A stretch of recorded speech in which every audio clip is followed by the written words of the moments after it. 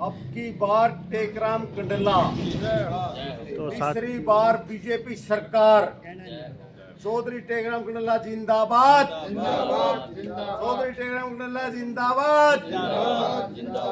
साथियों, गांव कंडेला का ये दृश्य है और हमारे सामने भारतीय जनता पार्टी के प्रबल दावेदार जो टिकट से हैं, तो उनसे हम लोग बातचीत करेंगे। हमारे सामने टेकराम कंडेला जी हैं, तो आइए इनसे जानते हैं आज के इस कार्यक्रम के बारे में। नमस्कार कंडेला जी। नमस्कार जी।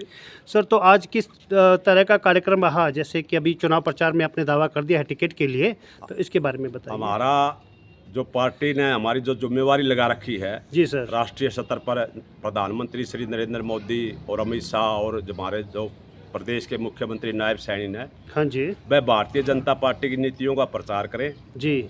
और जिस आदमी ने जिसको टिकट मिले उसकी मदद करें।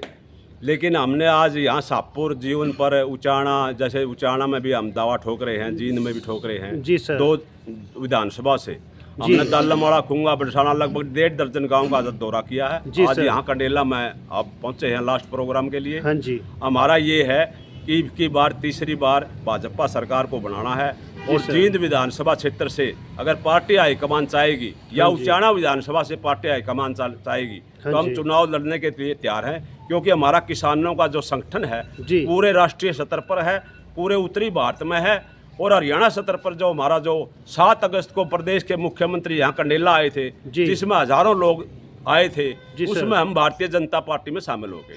सर, कांग्रेस के नेताओं का कहना है कि अब की बार जो चुनाव होंगे इसके अंदर जो किसान जो आंदोलन रहा था तो उसका बड़ा प्रभाव देखने को मिलेगा। इसके बारे में आप क्या कहेंगे? किसान आंदोलन तो पहले था, उस टाइम हम किसान आंदोलन के अगवा हम ही थे। जी सर। जब प्रदेश के मुख्यमंत्री ने 24 फसलों पर MSP कर दी और किसानों का मालिया माफ कर दिया और कितने काम कर दिए, लोगों को दिन रात मिलते हैं, हजारों आदमी रोज प्रदेश के मुख्यमंत्री से मिलते हैं, तो अब तो कोई वो मुद्दा ही नहीं रहा। इनकी बार तीसरी बार भाजपा की सरकार बनेगी और प्रदेश के मुख्यमंत्री नायब सैनी दूसरी बार मुख्यमंत्री बनेंगे। तो टेकराम कंडेला जी, अभी जैसे कि एक मुद्दा चल रहा था, कांग्रेस ने कहा था कि हम 500 रुपये का सिलेंडर जो है कर देंगे, लेकिन नायब सैनी जी ने इससे पहले कि कुछ हो पाता उन्होंने पहले से इसको 500 का कर दिया। तो आपको लगता है कि कांग्रेस के पास कोई मुद्दा है? कांग्रेस तो एक लुटेरों का आइडिया, गठबंधन एक लुटेरों का गिरोह है। जी सर। ये झूठ बोलते हैं। जिस तरह इनकी अम्बेडकर ने कहा भाई ये संविधान को बदलेंगे, संविधान तो इनकी बदला था 1975 में।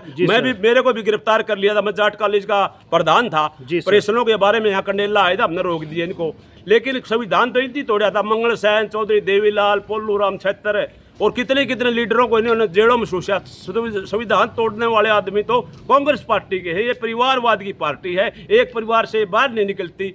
ये लोगों को झूठ बोल के ये अपने वजूद के लिए लड़ाई लड़ रहे हैं। हरियाणा प्रदेश में कांग्रेस में गुटबाजी है, अपनी डबली, अपना राज। न इनका कोई कार्यक्रम है, न इनका कोई सिद्धांत है, न इनका कोई कुछ नहीं है। सिर्फ टेक्टाड़े 20-20 टेक्टाड़े थापी मार रखी, 10 की किसी का मार दी, 10 ने किसी की मार दी। इनका कोई कार्यक्रम नहीं। सर, पश्चिम बंगाल के अंदर डॉक्टर के रेप को लेकर ना तो राहुल गांधी जी ने कोई ढंग का बयान दिया और समय रहते वो बोले भी नहीं।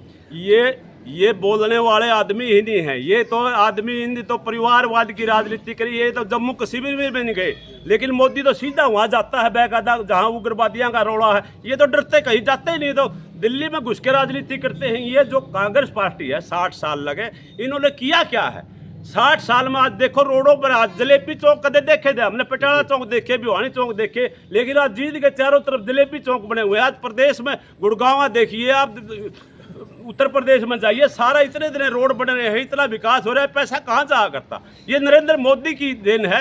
नरेंद्र मोदी और अमित शाह जो हमारे देश की सुरक्षा और विकास के लिए दोनों पूरी तरह से काम कर रहे हैं। तो कंडेला जी, आपको लगता है कि हिंदू संगठित हो चुका है?